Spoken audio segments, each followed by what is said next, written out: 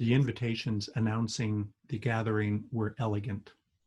Raised gold leaf on textured paper, fancy envelopes addressed in calligraphy. They announced a hunger banquet. And as the people began to receive their invitations, I began getting phone calls. They were very excited, which made me smile because it was clear they really didn't know what a hunger banquet was. My intention was that it would end up as an agape meal. That's what early Christian communities called their communion celebrations.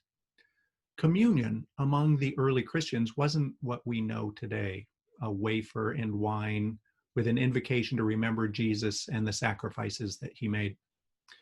Communion in the early days was a full sit-down meal, an opportunity to bring together the rich and the poor, the young and the old, men and women, Jew and Gentile, enslaved and those who enslaved them. In other words, it was groups of people that didn't normally sit down together in public and consider themselves kindred. Today, that agape meal might seek to bring together Republican and Democrat, heal divisions, build bridges. The kind of bridge building that Jesus spent much of his life working toward. The word communion comes from the Latin communis. It contains two parts, com, meaning with, and unis, meaning oneness or union. Communion was a meal with oneness or with union. And that is what I wanted my community to experience. But first, we must notice the division. We must wade past the shallows of politeness and social etiquette and understand some of the hurt that created the rift in the first place. We must begin to see how justice, equity, and compassion are necessary to help produce the interdependent web of which we are all part.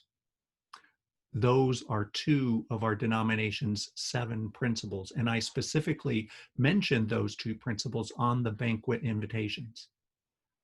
What I didn't mention was that this would be a great testing, that this dinner would call forth the discomforts that we seldom feel because every assumption of privilege that we usually take for granted would be exposed.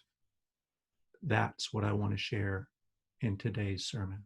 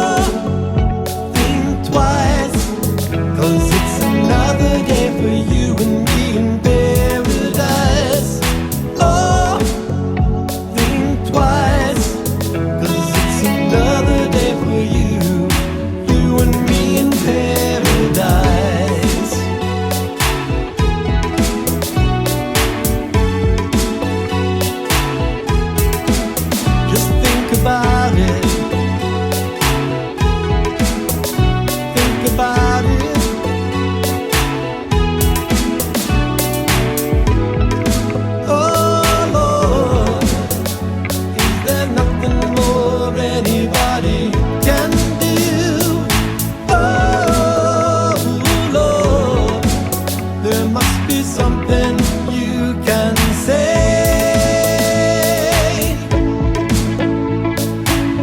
You can tell from the lines on her face. You can see that she's been there, probably been moved on from every place, 'cause she didn't fit in there.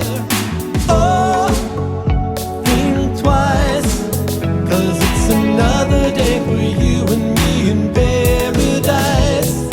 Oh, think twice, 'cause it's another day for you, you and me in paradise. Just think about it.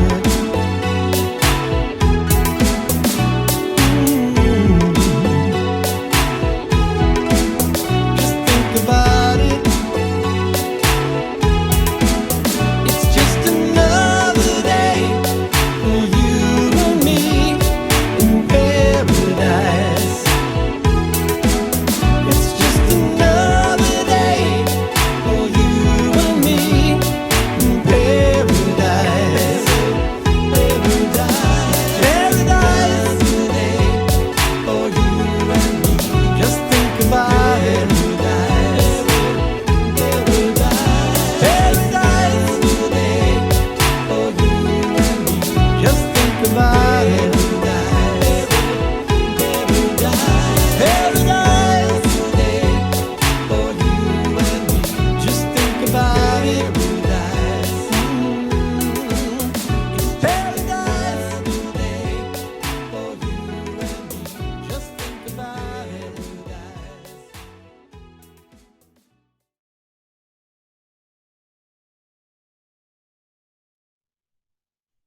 For those of you who are unfamiliar with a hunger banquet, let me begin by telling you it's not your regular dinner. People are invited to gather and eat like a regular dinner, but not everyone is served the same thing. In a hunger banquet, a hierarchy is established such that some get more than others, just like in homes and cities all over the world today. Some will get a lot, some will get enough, and some will get not enough. It was the fall of my third year in ministry, and I invited 40 prominent members of my congregation, a quarter of the membership, to come to this dinner. Some were on the board, some on the committee on ministry, some on the long-range planning team, some from social action. All were pillars of the community. The dinner was held in the sanctuary because I wanted there to be a spiritual feel to the evening, and there was. I arranged for all invited to be assigned, without their knowing, to one of 3 tables based on some arbitrary characteristic. I chose eye color. The objective was to make it a distinction which people had very little say in. Sort of like how we have very little say in what family or what class we're born into. One irony about this criteria was that it ended up that all 5 couples who attended that night were separated to different tables. The brown-eyed folks got to sit at the first table, the privileged table. This table was placed on the risers, which usually is where the choir sat. It was a little bit above the congregation. They had a floral arrangement, matching china, polished silver and ruffled napkins, 2 bottles of wine, red and white, sparkling cider, crystal pitchers of ice water, candles and silk tablecloths sprinkled with little daisies all around. The table was arranged banquet style, where guests sat all on one side looking out over the room. The green or hazel-eyed folks were placed at the second table below. It was somewhat less elegant. Real dishes, although unmatching, went with paper napkins, a pitcher of water, and juice. The third table, for the blue-eyed folks, was placed around the corner by the entrance to the kitchen next to the big trash cans. They had paper plates and plastic forks, Dixie cups, and water. Their location was such that the privileged table could not see them, but the middle table could. And interestingly, 10 of the 14 people at the middle table chose to sit facing toward them with their backs to the privileged table. To provide an indication that some system was in place, I asked two of our newest members and relatively unknown members to stand as guards. And when I asked them to come, I asked them to dress officially. One surprised me by coming in combat fatigues with a beret and a nightstick. When the poor table saw him at parade rest watching over the room, they began referring to him as the man. The guards were given almost no instruction except to maintain order and civility, which at a friendly invitational dinner you might seem to think it's unnecessary. But remember, we were dealing with hungry Unitarian Universalists about to encounter injustice. When dinner was served, of course, the privileged table received the greater care. They started with tossed salad, fruit salad, bread, butter, carrots, and onions, rice, and finally chicken divan. The second table was served after a few minutes and received the green salad, bread, plain carrots, rice, and chicken. The third table received only rice, and there was an extensive delay before that came. By the time it did arrive, some had grown tired of waiting, and they sent one among them who was intimately familiar with the children's religious education program on a reconnaissance mission to liberate a half a box of Triscuits and a bag of candy from the snack cupboard. This surprised me a little, but I confess I really didn't know what was going to happen. I had fully expected that the artificial groups that I had set up would pretty quickly dissolve and food would be shared amongst tables almost as quickly as we set it out. And the evening would be spent talking about the gross inequity in the world today. But I was intrigued to see that this was not what happened. There was hesitation. And what happened during that hesitation was what taught us the most about our goal of oneness and the work of justice required to move us there. The people at the privileged table were split with two kinds of responses. The first, and I will clarify that this was said in jest, referred to how appreciative they were that their superior nature of character finally had been recognized and that it was about time that they were given the treatment that was their due. This half of the table, in a lighthearted way, justified their entitlement, and they had a little fun being unrepentant. The other half of that same table did not seem so proud. They did express discomfort upon realizing that while they were going gourmet, others were going without.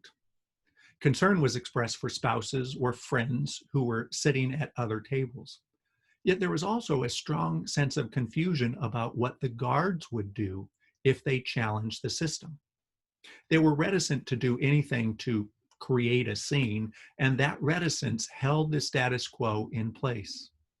All in all, it reflected some truth about the privileged group in our society, justifying some entitlement while issuing vague discomfort about the state of affairs, and rather slow to take any action to change their position of privilege. The second table was, in my mind, the most interesting. One member of the table reported matter-of-factly that he'd seen these kinds of things before. He knew what we were attempting to do and considered it sort of old news. Consequently, the conversation turned toward the matter-of-fact details of one another's lives and the interesting things that had happened that day. All in all, a fairly true picture of the middle class. Generally intelligent people who work really hard, are aware of the dynamics and the problems in the world around them, but choose to focus more on their own lives and those of their friends to effect much lasting change around the systemic poverty of which they're a part. The third table also seemed very adept at capturing the essence of the group that they represented. They were pissed. They were hungry, and they wasted no time and minced no words letting us know that it was unfair. And they even went through a few derogatory expletives describing their opinion of social experiments. One of the members of the table lightheartedly threatened the nearby guard with a plastic utensil. But they weren't really angry at the guards, who were just doing what they were told. They also weren't really upset with the other tables, who were just playing their part in the game, but they were, without question, pretty unhappy with me. They came to see me, for all intents and purposes, as the instigator, the maker and the keeper of the system. I played, in their eyes, the role of God, a figure to whom the privileged throughout history have cited as the source of their good fortune. The privilege they enjoyed was their divine right of kings. God has always been an ambivalent figure for the middle class, sometimes treated with confusion or indifference. And God is a figure the poor have often felt promised them more. And the poor have been dining on empty promises for a long, long time. A prayer was once shared with me by a Methodist colleague. It describes what I imagine the poor sometimes feel in such moments. What was it you said, Lord? Was someone speaking to me? I was hungry, and you formed a humanities club and discussed my hunger. Thank you. I was imprisoned, and you crept quietly to your chapel, offering thanksgiving for your freedom. Imagine my relief. I was naked, and you, in your mind, debated the morality of my appearance. I was sick, and you acknowledged the blessing of such a long stretch of good health. I was homeless, and you preached to me about the spiritual shelter found in God's love. You all seem so holy, so filled with light, hope, and salvation, but I am still so very hungry and lonely and cold. There are so many who are still hungry and lonely and cold, and none among us can deny the tragic inequality in our world.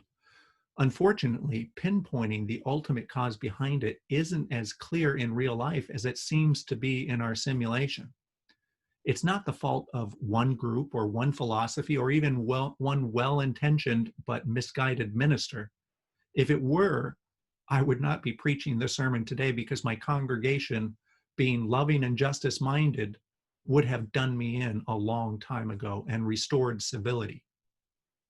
But it really just isn't that easy. One of the truest statements made during the evening was during the discussion afterward, when someone pointed out that the experience we simulated that evening was just too simple. They pointed out that the roots of all oppression, including racism and sexism and classism, are far more complex and entangled and well-meaning endeavors than is ever initially perceived. And so it is hard for any one person or community to know exactly what to do in order to accomplish all the good they so desperately want to. Trying to find oneness or navigate our way toward justice isn't always straightforward. We want to help, but we don't want to risk upsetting others in the process. We want to empower others, but hesitate to take power away from those who have earned it. We want others to have a place at the table, but worry it might be at the expense of our own place. And this can all lead to paralysis and eventually despair. But beyond despair, beyond the complexity, beyond the entangled details of cause and effect and the many reasons why it is unpractical and improbable to work for change, there is something else, a realization that when any in the world suffer, we all suffer. As our inner cities are assaulted with strife, our suburbs are assaulted with fear. As the poor, the Black, the Asian, the Jew, the gay, the disabled, and the disenfranchised are denied their due, then we all feel the hunger of living on empty promises. And none of us, not the rich or the poor, ever get to feel what it would really be like to live in unity and wholeness, where bridges are built and peace is possible. If the situation in my church had remained at a stalemate of confusion and inactivity, we might have all gone home that night in great despair. We started out demonstrating the reasons why just 85 people own half of all the combined assets on the planet. 85, leaving 7 billion people to share the other half. Our lack of initial response in that room that evening explained a little bit why prisons are overrepresented by the poor and oppressed minorities who turn to drugs or desperation to escape a world that really just doesn't seem to care. We might have all accepted the inevitability that guards will always be threatened by plastic utensils because crime is the only hope for those who don't have enough. And we might have lost hope for any kind of real communion, the kind that we crave, the kind that says that all of our differences, all fear, can be bridged by love. If the situation in my church that night had remained the way it began, I might have lost hope. But I knew my community, and I knew that deep down, they would get indigestion dining on fear and injustice. And I knew that given time, they would never choose the status quo over the chance for true liberation. That is why I invited them to show how it is possible to overcome paralysis. And I was not disappointed. As I was talking to some of the folks at the privilege table, I began hearing the echoes of rebellion coming from across the room. Voices from the underprivileged table started rising up, singing, slowly at first, softly. We shall overcome.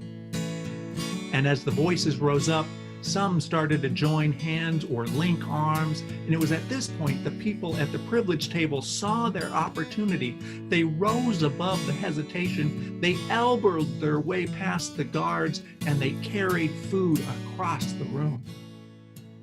The guards attempted to stop them, but they were no match for this rebellion. The middle class quickly surrounded them and handcuffed them in a debate about proletarian morality in postmodern capitalistic systems. They were quickly overmatched. The lower class, seeing the privileged people coming toward them with food, unlinked their arms, opened the circle, and welcomed them into the group. And then everyone began to sing louder. And from that point, it was only a matter of a couple minutes before all of us, guards and cooks and people of every class, were sitting at the same table discussing what happened, and everyone was in complete agreement. It was all the minister's fault. The way out of paralysis came when we heard the voices calling for action and heard the confusion within our own voice and realized it was the same voice. The difference was made when we recognized that all that separated us, authentic or artificial, did not and could not and would not divide us in our common humanity.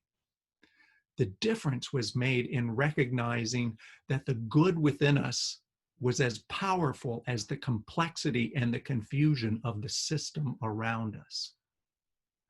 We will only work for others in their efforts toward liberation when we see our path to freedom as inextricably linked to theirs. When we understand that their story is our story, their oppression is our pain, their opportunity is our success. Being able to say, we are all on the side of love, and love is everyone's reward, that's when we shall overcome. Since that evening, I've helped to organize hunger banquets at 4 different congregations that I've been part of. And on no occasion have we ever ended hunger or oppression. But I have seen 6-year-olds stuffing rolls into their shirt to deliver them to the parents at poor tables. And I've seen 75-year-olds loading up their walkers and cussing out guards on their way to bringing dessert to children. And every single time I've gotten to witness a communion of all souls who never again think about the poor or the rich or the privilege that separates them in quite the same way again. Beginning now, or the very next time that you sit down to eat, I invite you to consider the hunger banquet that you are already part of. I invite you to join in the social experiment that is called life on this planet. I invite you to summon new and creative and revolutionary ways to help us all break out of the paralysis that keeps our world hungry for justice. For as you learn to lead from the heart, beyond division, so will we all find our way for the glory of life.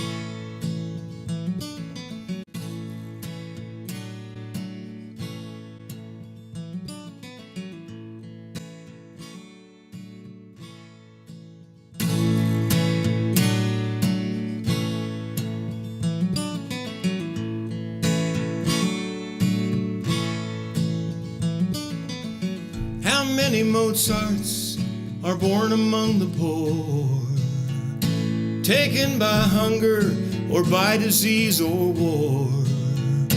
Where is the music that we might have heard if fortune was to say they should stay?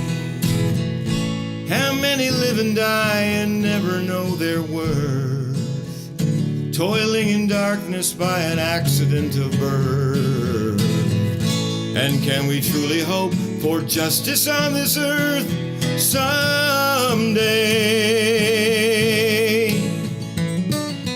We shall overcome.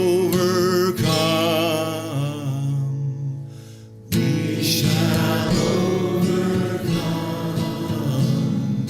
We shall overcome someday.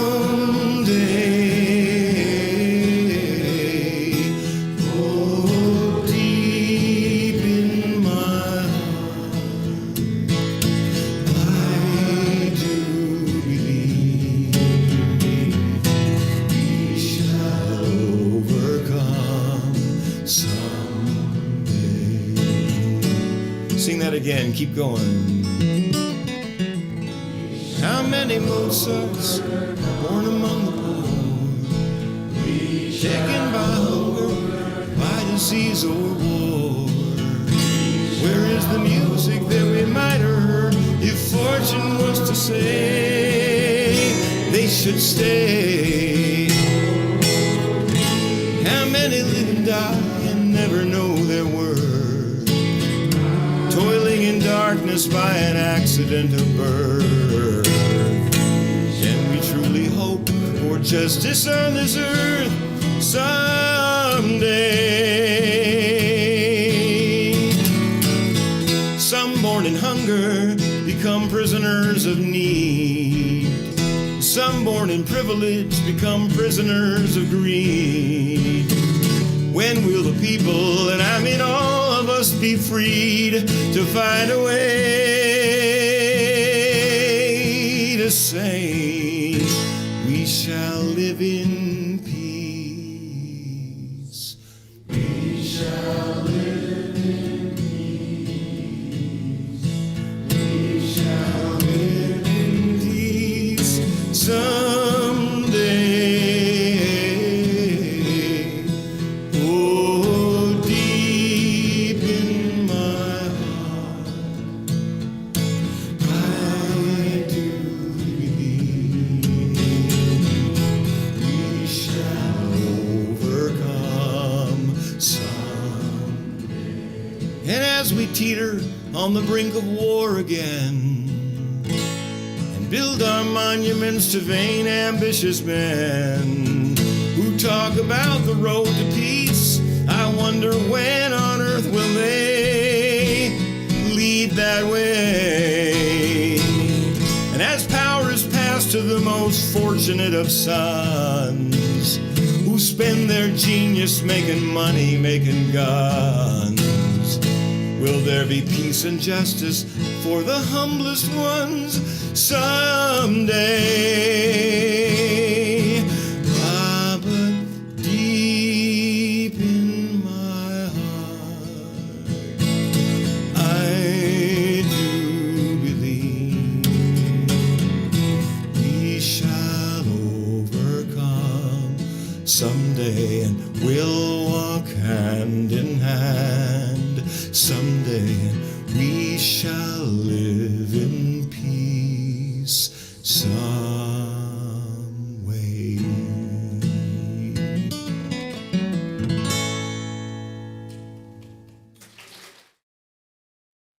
I now invite you to join me in saying our chalice extinguishing words. We extinguish this flame, but not the light of truth, the warmth of community, or the fire of commitment. These we carry in our hearts until we are together again.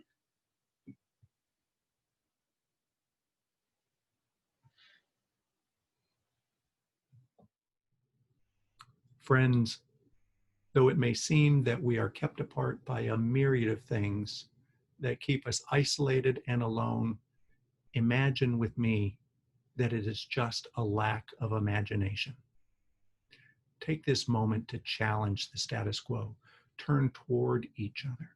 Continue to call forth more and more until all the world is connected and together. Reach out. Take hands. Face one another. Connect our stories. Connect our wisdom. Connect our destinies. And let us look out upon the world in such a way that we are all looking in the same direction. And may we be blessed by a shared vision that includes love and justice, where no one is cast off, no one is cut adrift, all are welcome, all are worthy, all save us from the burden of feeling like we have to do it alone. Amen, and blessed be.